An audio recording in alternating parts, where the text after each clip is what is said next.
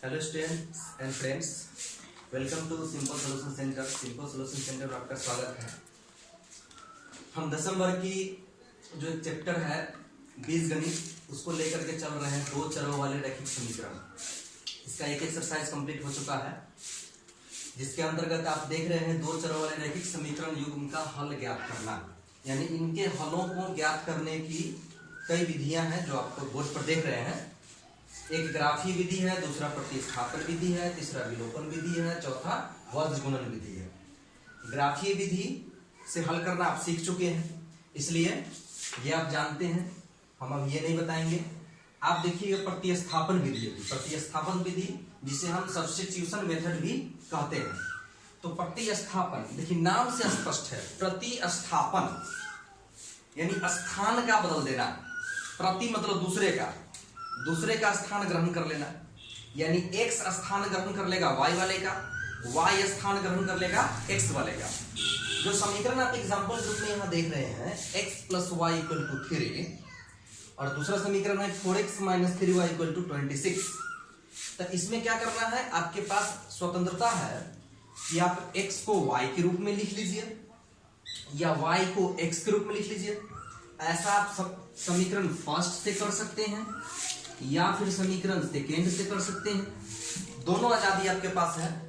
समीकरण फर्स्ट से भी x = 3 - y लिख सकते हैं या इससे भी हम x को y के रूप में बदल सकते हैं। शर्त यह है कि अगर x को y के रूप में बदलेंगे तो LHS में केवल x रहेगा, बाद बाकी टोटल इधर चला जाएगा।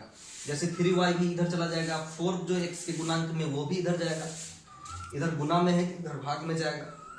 तो आप अपनी सुविधा अनुसार समीकरण फर्स्ट से बदलिए या सेकंड से बदलिए। अभी समीकरण फर्स्ट को देखने से लग रहा है कि फर्स्ट से बदलना ज्यादा सुविधाजनक है। एक बात और बता दें, यहां पर x + y = 3 है और आपको यही क्वेश्चन और कोई क्वेश्चन होगा जिसमें होगा x + y - 3 = 0 और ये होगा 4x - 3y। 26 को अगर LHS में ले जाएंगे तो -26 = 0। तो उस स्थिति में आप देख सकते हैं कि 4x + y - 3 = 0 यही चीज है। हम यहां भी इसको समीकरण फर्स्ट और सेकेंड बना करके बना सकते हैं। फर्स्ट और सेकेंड बना करके बना सकते हैं तो हम देख सकते हैं कि अब इसको भी इसी तरीका से बना सकते हैं। अंदर ये होगा, इसको एक लाइन बढ़ाएंगे। जैसे इसको अगर बदलना है तो हम लिखेंगे x + y - 3 के स्क्वायर ले आएंगे, फिर 3 हो जाएगा। x = 3 - y हो जाएगा। तो घबराना नहीं है। जब तीनों टर्म इधर, यानी कि आप इस फॉर्म को ax + by + c के रूप में पढ़े हैं, तीनों टर्म इधर रहेगा तो भी कोई दिक्कत नहीं है, दो टर्म रहेगा तो भी कोई दिक्कत नहीं है। आपको केवल ये ध्यान देना है कि हमें LHS में x या y को बचाना है, बाद बाकी टोटल जो भी रहे टोटल पार्ट को आप RHS में ले जाइएगा। तो चूंकि क्वेश्चन ये मेरा नहीं है, ये क्वेश्चन है, इसी को हम आगे बढ़ाते हैं। आसान यहां पर है समीकरण फर्स्ट से ले जाना। तो देख लीजिए समीकरण फर्स्ट से याद रहे क्या हम कहे हैं, प्रतिस्थापन विधि यानी स्थान बदल देना है। तो देख लीजिए कैसे स्थान बदलेगा, नाम के अनुसार कैसे पढ़ाई होता है उसको समझिए। ये देख लीजिए x + y = 3 है, यहां हम लिख दिए। अब मेरी मर्जी, आप बनाइएगा तो आपकी मर्जी कि x को LHS में रखिए या y को LHS में रखिए। कोई को भी LHS में रखिए, कोई फर्क नहीं पड़ेगा, वही आंसर आएगा। बिल्कुल आप करके देख सकते हैं, बदल के देख सकते हैं। तो मेरी मर्जी है कि x को LHS में रखें, तो x = हो जाएगा 3 और +y इस साइड आ जाएगा तो हो जाएगा -y। यहां पर समीकरण फर्स्ट है, यहां पर समीकरण सेकेंड है, ये भी एक समीकरण आ गया। तो यहां पर आप लिख दीजिए समीकरण थर्ड, यानी ये तीसरा समीकरण हो गया। अब इसको हम हल करेंगे। आप देख सकते हैं यहां पर ऊपर के जो विधियां हम लिखे हैं मिटा देते हैं।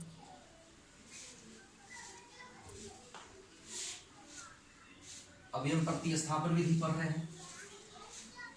समीकरण थर्ड आ गया। अब x जो है y के रूप में आ गया। मैंने पहले कहा था x को y के रूप में बदल दीजिए या y को x के रूप में बदल दीजिए। तो क्या आया y के रूप में, x आया y के रूप में। समीकरण फर्स्ट का काम हो चुका है, समीकरण सेकेंड का बचा हुआ है। तब हम समीकरण सेकेंड में ही काम करेंगे। क्या करेंगे, लिखेंगे समीकरण सेकेंड में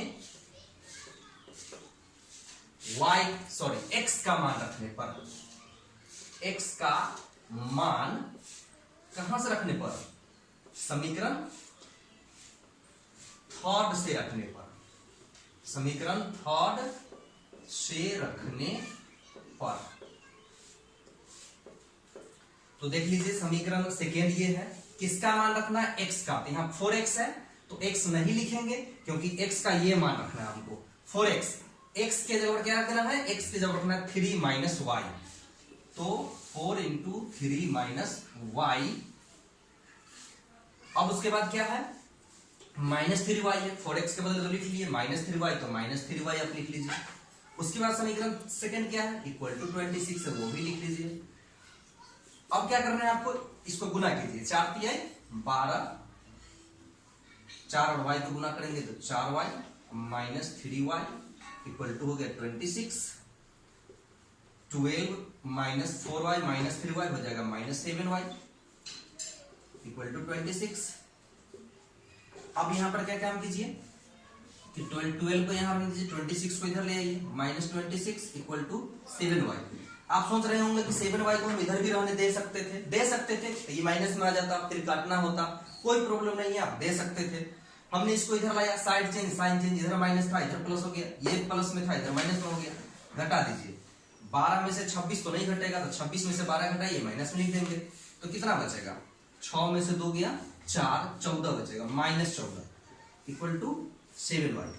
अब इसको आप काट सकते हैं, 7 एकम 7 और 7 गुना 14, माइनस 2 मतलब है। अब देखिए y इक्वल टू हो गया माइनस 2। हमें x और y दोनों का मान निकालना था, तो यहां पर हम क्या काम कर लिए कि y का मान निकाल लिए। y का मान जब हम निकाल लिए तो x का निकालना है, तो समीकरण थर्ड में रख दीजिए, y का मान आ जाएगा। अब समीकरण थर्ड में रख दीजिए, समीकरण थर्ड में y का मान रखने पर, समीकरण थर्ड में y का मान रखने पर देखिए समीकरण थर्ड में रख देते हैं, x इक्वल टू है 3 माइनस y, तो माइनस अब y के जगह कितना है माइनस 2, इट मीन्स क्या हो गया माइनस माइनस प्लस, यानी कि x इक्वल टू आपको हो गया, इसलिए x इक्वल टू कितना हो गया 3 2 5। इस तरह से आपको x इक्वल टू 5 और y equal to minus 2 answer आएगा। इस तरह से आप प्रतिस्थापन विधि से जितने भी x3 के b में क्वेश्चन दिए गए हैं सभी को आप प्रतिस्थापन विधि से बना सकते हैं। एक और विधि है विलोपन विधि, तो विलोपन विधि से हम इसी प्रश्न को हम बना के आपको बताते हैं, इतना आप नोट कर लीजिएगा। उसके बाद विलोपन विधि से इसी प्रश्न को हम बनाएंगे। हाँ, तो अब देखिए, अब उसी प्रश्न को हम दूसरी विधि से बनाते हैं, विलोपन विधि से। विलोपन विधि का एक नाम और भी है, लुप्तीकरण विधि, यानी कि इसमें से एक को लुप्त करना होगा। लुप्त मतलब गायब करना होगा, विलोप मतलब भी वही होता है, यानी गायब कर देना। तो ये x और y दो चर है, x और y दोनों में दो चर है, दो चर में से एक चर को आपको गायब कर देना है। तो गायब करने का क्या तरीका है, कैसे गायब करेंगे वो हम सीखते हैं। तो देखिए, गायब करने के लिए आवश्यक है कि दोनों समीकरण में से या तो x का गुणांक बराबर होता, नहीं तो y का बराबर होता। अगर किसी में दिया है, अभी तो नहीं दिख रहा है, इसमें x का गुणांक 1 है, कुछ नहीं तो 1 है यहां पर, इसमें 4 है, यहां 1 है और यहां 4 है, यहां 1 है और यहां 3 है, तो बराबर तो है नहीं। तो बराबर नहीं है तो बराबर करेंगे, अगर बराबर रहेगा तो हम वहीं से बनाना शुरू कर देंगे, बराबर करेंगे। और उसके बाद क्या ध्यान देना है, बराबर करके समीकरण फर्स्ट और सेकेंड को या तो जोड़ेंगे नहीं तो घटाएंगे। अब प्रश्न उठता है कि कब जोड़ेंगे कब घटाएंगे, तो देखिए कब जोड़ेंगे और कब घटाएंगे। तो यदि आप y वाला बराबर करना चाहते हैं तो y वाला बराबर करने के लिए समीकरण फर्स्ट को 3 से गुना करना पड़ेगा, क्योंकि यहाँ 3 गुणांक है, 3 से गुना कर देना पड़ेगा। तो 3 से गुना करना पड़ेगा तो ये y वाला बराबर हो जाएगा। अगर y वाला बराबर होगा तो देखिए y का जो y से पहले जो साइन है वो प्लस है, यहाँ माइनस है। तो जब एक प्लस और एक माइनस रहेगा, जिसको हम बराबर करेंगे, फिर से सुन लीजिए, जिसको हम बराबर करेंगे एक्स के या वाई के जिसके गुणांक को हम बराबर करेंगे दोनों समीकरण में, उसी के चिन्ह को देखेंगे, उसी के चिन्ह को देखेंगे कि चिन्ह समान है या असमान है। समान बोले तो क्या दोनों प्लस में है, क्या दोनों माइनस में है। असमान बोले तो एक माइनस में एक प्लस में। और ये निर्भर नहीं करता है कौन माइनस कौन प्लस, मैंने कहा एक माइनस और एक प्लस।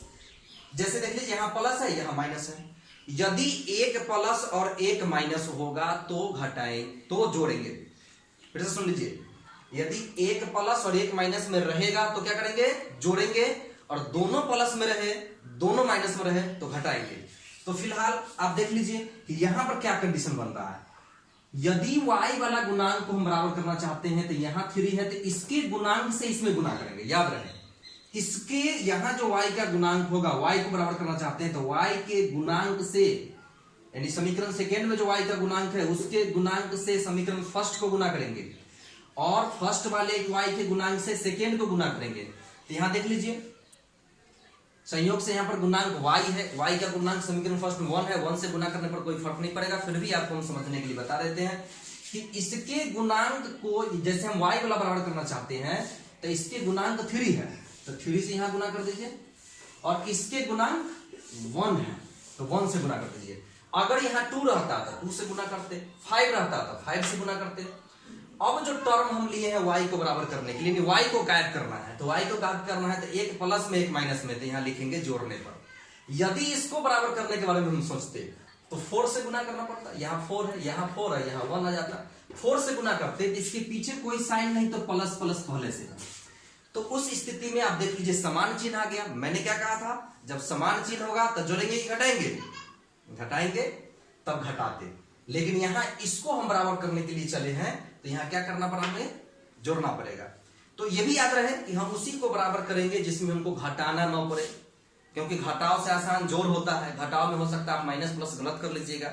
इसलिए जब असमान चिन्ह वाला दिखे तो उसी के गुणांक को बराबर कीजिए, आपके लिए आसान होगा। चलिए इसको हम आगे बढ़ाते हैं। अब यहाँ गुना तो कर लिए तो फिर क्या करना पड़ेगा, हमको गुना करने के बाद दोनों समीकरण को हमको यहाँ जोड़ना पड़ेगा। समीकरण फर्स्ट प्लस सेकेंड से, यही हम लिख देंगे, लेकिन अब गुना करके, क्योंकि ऊपर में गुना लिखे हुए हैं। 3 को 1 से गुना करेंगे, 3 को 1 से तो 3x, 3 को फिर 1 से गुना करेंगे तो प्लस 3y, और इक्वल टू हो जाएगा 3 को 3 से मल्टीप्लाई करेंगे तो 3 9, 1 से गुना करेंगे कोई फर्क नहीं पड़ेगा, 4x माइनस 3y प्लस 26। अब देख लीजिए क्या बोले हैं हम, असमान चिन्ह है ना, प्लस और माइनस, तो जोड़ेंगे कि घटाएंगे, जोड़ेंगे। जब जोड़ेंगे तो चिन्ह में कोई परिवर्तन नहीं करेंगे। अगर घटाना होता, अगर घटाना होता तो यहाँ पर चिन्ह कुछ नहीं है तो प्लस है तो यहाँ माइनस देते, यहाँ माइनस है तो प्लस देते, यहाँ कोई चिन्ह नहीं दिख रहा है तो प्लस है तो यहाँ माइनस देते, और तब घटा लेते। उस स्थिति में 3 में से 4 घटता, 3 में से यहाँ 3 जुट जाता, और 9 में से 26 घटता। लेकिन वो यहाँ नहीं करना, हमको जोड़ना है, तो जोड़ना है तो चिन्ह नहीं बदलेंगे, चिन्ह नहीं बदलेंगे, नहीं बदलेंगे।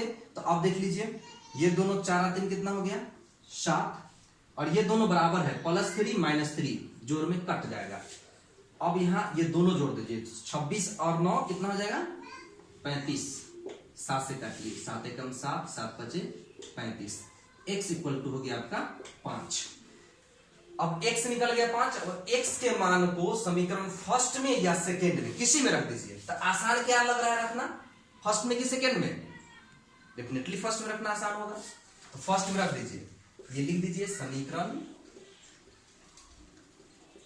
फर्स्ट में x का मान रखने पर रख दीजिए। यहां x तो है ही, 1x है तो 1 गुने x का मान कितना 5, अब प्लस 1y, आप 1 नहीं भी लिख सकते हैं, आगे के क्वेश्चन में दिक्कत हो इसलिए 1 लिख दिए हैं।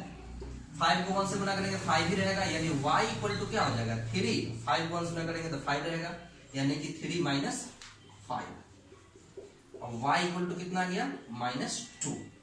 अब देख लीजिए, आप इसी क्वेश्चन को बनाए थे प्रतिस्थापन विधि से, और फिर यहां बना है विलोपन विधि से। क्या देखिए तो दोनों का आंसर सेम है, समान उत्तर आया है, x इक्वल टू 5 और y इक्वल टू -2। अगर समान उत्तर आया होगा तो हमारा बनाया हुआ सही होगा, नहीं तो नहीं होगा। तो आप देख लीजिए ये बन गया है। तो इस तरह से आप क्वेश्चन नंबर इसको विलोपन विधि से, प्रतिस्थापन विधि से, दोनों विधि से देख लिए। तो इस तरह से आप बनाते रहिए, आगे भी क्वेश्चन बनाइए, हमको कमेंट करके बताइए, फिर उसके आगे का भी हम बताएंगे विधि। और हमारे इस वीडियो को देखने के लिए बहुत बहुत धन्यवाद। आप देखते रहिए इस वीडियो को और इसको जरूर लाइक कर दीजिए, कमेंट कर दीजिए, सब्सक्राइब कर दीजिए। धन्यवाद।